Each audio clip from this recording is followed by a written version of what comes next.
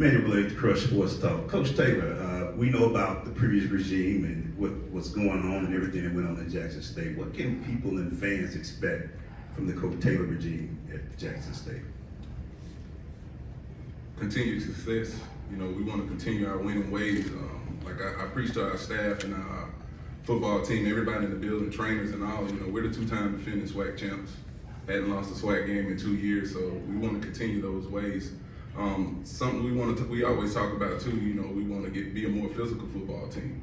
You know, we talk about adding physicality. Our strength coach I brought in over from Texas Tech, Jalen Watson. He did a heck of a job this summer with those guys for us, changing their bodies, changing some of the mindsets. Like I said, we had.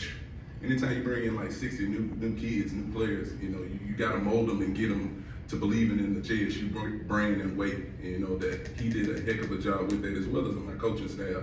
You know, we started training camp on the other day they reported, but you know, I'm here now, so I feel comfortable enough to be here, you know, and know that they taking care of everything. But those are some things we talked about, you know, the physicality of our football team going forward, you know, and just making sure all these guys accept our culture and the winning ways and all the success we had in the past.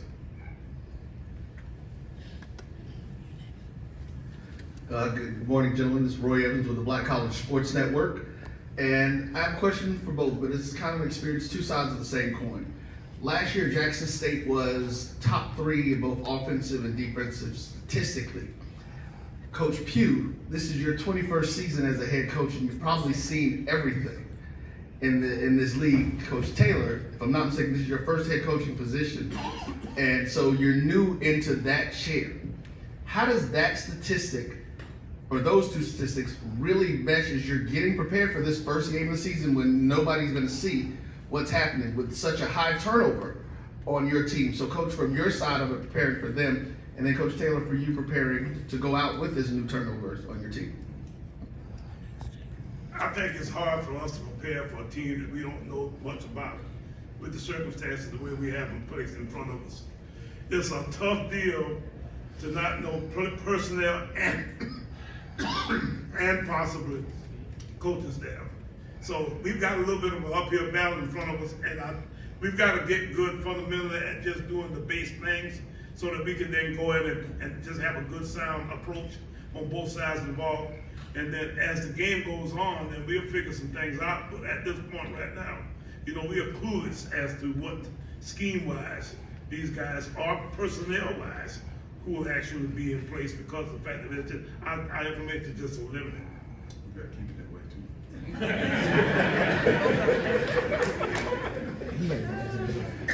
Yeah, I mean, I think Coach hit it on the head. You just got to get back to the basics. You know, when you're dealing with anytime you're playing that first football game, you know, you talk to your football team about coming out playing hard, executing, not turning the football over, and finding ways to beat yourself. You know, Coach got a couple new coaches on the staff too, like he said. So I know that, you know, we've been trying to figure out and, you know, do our research on what we may see and how they may come out and play us. But it's just about coming out and playing hard. You know, getting your football team motivated.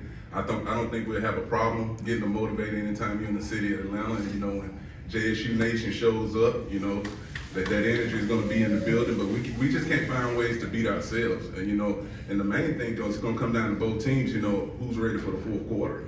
You know, who's going to be ready in the fourth quarter, because a lot of adjustments are going to be made throughout that football game. We'll be filling each other out like a boxing match, and when you get to the fourth quarter, you know, it's like now we got to figure out a way to win this football game. Jake McDonald, Core 360 Sports. Coach Taylor, Atlanta, as for all its glory, has not been too kind to Jackson State, dropping 3 ball games here. What will be your brand? I mean, we know what Coach Sanders, his brand of football was when he was at the helm, but what will be your mark? What will distinguish the Coach Taylor Jackson State football team? As far as I think it's the preparation of our football team, you know, and how well we do as a staff, getting them ready to play and getting them ready for the entire event of that week. You know, as far as travel, everything is organized, getting on the plane the right way, looking the right way, getting off the plane the right way, as far as pulling up to the hotel, looking the right way, looking the part, looking organized. I think all those things come into play when you talk about a successful football team. You know, kids look for organization. You know, they're big on the organization piece, and you know, they critique coaches as well on that kind of stuff. So we try to make sure we get everything right. But just going forward, you know, like I said, it's those things as far as preaching physicality, playing hard. You know, and my main thing, like, you know, with all the new faces, again, just playing together and understand, you know, this is going to be a physical football game. You know, Coach Pough, ever since I've been going against him, you know, he's coached some great NFL talent, Darius Leonard and some other guys, and they'll hit you in the mouth. And that's what I'm trying to get these guys to understand. You know, it's not going to be easy. You know, this is a team that beat us 2 years ago, and they come into Atlanta to win another. Mason, you heard Crush Sports Talk. This is Coach Taylor as well. Have you enjoyed the quiet as we get ready for the 2023 season? Not all the cameras, not all of the social media stuff, just the quiet as you get ready for the season. What quiet you talking about? I ain't experienced the quiet.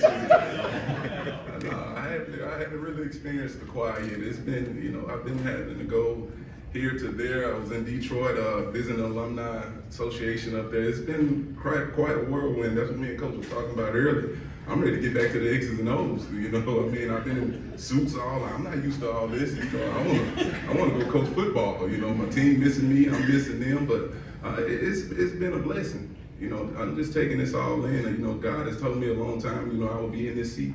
I didn't know it was Jackson State, but I knew eventually somebody would give me an opportunity to be a head coach, and you know, I'm gonna make this work. You know, make sure I put the right people around me that got my best interest in heart, believe in God, believe in family. You know, that's been with me through this whole process, and you know, I'm just excited and taking it all in. But I am ready to get on this plane and get back to a little football, though. Question to your right. BJ Jones, Black College Sports Network.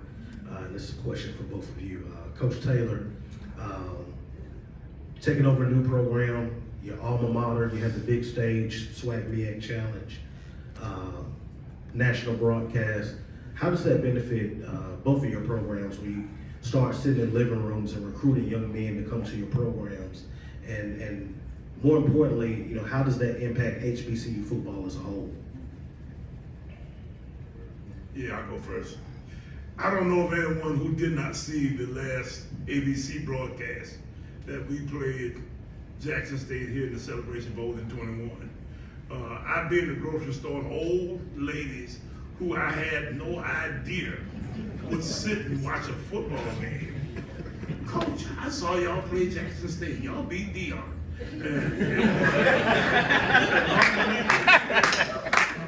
In a way that I just never really realized that kind of activity resonated throughout the country the way it did. So it's good to be don't sell ESPN and ESPN2 and all other little brothers they have down the line a piece. But when you go on ABC on Saturday evening at 7 o'clock, then you know you're gonna get a big benefit from it, and your university is gonna get, you know, an advertisement that they almost couldn't afford to buy otherwise. I think it's huge. I think it's huge. You look at what happened on yesterday. I think ESPN picked up the rest of our season, so we want to take that and go with it. You know, the way recruiting is now. We talked about the transfer portal. You get all eyes. You know, you get all eyes. So when you get those kind of moments, it's important for, regardless of who's on that platform, to go out and show a good brand of football. You know, that's how I look at it. You know, you don't want things to be sloppy, a lot of penalties, jumping off sides. You got 13 players on the field. You know, you just want to make sure you're putting on a good brand of football and letting these networks and these platforms know, you know, we're playing good football in HBCU. You know, we're doing good things. You look back at this past season, we only had one guy drafted. You know, and just going forward, we continue this platform. This is a great way and a great benefit for the players to go out and show that they can play at the next level as well. You know, so I think it's huge for all of HBCU football and recruiting. Hey, Raphael Sharper, Black College Basement, aka Famous Fees. Question for both of you. Coach Pough, coming off of a disappointing campaign last season and starting off the season here against the defending back-to-back SWAC champion, how do you use that as motivation to prepare your boys to jumpstart the next season? And to Coach Taylor, do you plan to keep the swag and overall environment of this, what you had in the prior regime, or are you gonna just put your own stamp on it and just run things a little differently over there? I think it's pretty obvious when you look around that some of the people who were there last year, as we were going through the issues that we went through last year, are no longer there. And you know, that's motivation in a way that you'll always know that with success, you get benefits, and with failure, there are some benefits that also come about. So I can tell you that we've had an unbelievable off season, getting ourselves up and running, getting ready for this coming season in a way that I don't know if we could have had if we had had the success that we had. We thought we were a little bit fat around the edges after having gone through that good season in 21, and we didn't have a great regular season even that year. So we got a little bit ahead of ourselves. We came into last year thinking that we were going to just kind of go out and it was going to happen. I think we know better now, so we got to see if we can make it happen in a little different manner this 23 year. When you say SWAC, what do you mean exactly? Just, you know, like the flashiness, I mean, that everything was video, like we followed every single step of the way for 3 years. We know everything that y'all been doing. Like, you plan to like just kind of keep everything rolling like that, or kind of button that up a little bit? I'm putting my own particular spin to it. You know what I mean? I'm not a big flashy guy. I'm more of a quiet guy, you know, quiet as kept. I like the players out front. You know, you look at what we did this spring. Under Armour came in and did a mini documentary for us, and it was more about the players, you know. But no knock. That's not no knock against Coach Prime. You know, great career here at Jackson State. You know, I learned a lot from him. You know, one thing we had in common, he was a first-time head coach, had a lot to prove, and you know, here I am, a first-time head coach with a lot to prove. You know.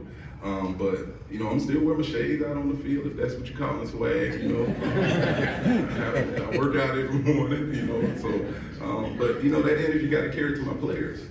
You know, it carries to my players. You know, I got to walk in confidence, and that's what I do on a daily basis. I speak in confidence. You know, and I think that got to carry to the football team, and it will. You look at the way they approach the game now and approach practices. You know, they're a reflection of me. You know, they're a reflection of me, but I'm not a big talker. You know, I'm not a big talker. You won't see a lot of the social media stuff that you've seen in the past. You know, a lot of it will be a lot more about the players, because I'm all about them elevating too as well. You know, and Coach Prime did that, you know, previously also. So it's just a little bit different. You know, different era. You know, different things going on moving forward. And then another thing is too, a lot of those kids that was there for him are not here no more. You know, they played him for TC. You know, and that's the thing going forward. So they're going to kind of take on more of my image and the way I approach things. Ernest Riggs.